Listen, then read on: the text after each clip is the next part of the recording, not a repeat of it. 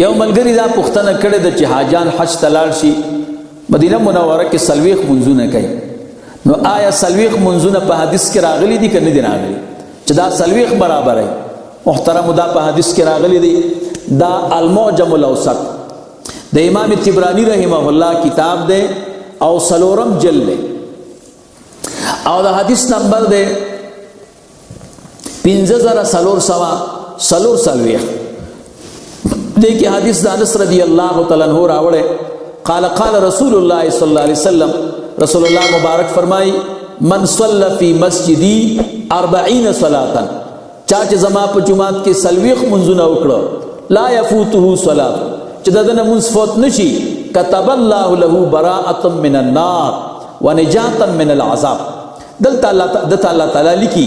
براءتا من النار خلاصے دورنا او نجات دا عذابنا نو لہذا دا پا حدیث کی دی ذکر حاجان التزی و سلویخ منزون برابرائی المعجم الاوسط صفحہ دا یوصل و اشتم او جل نمبر دے سلورم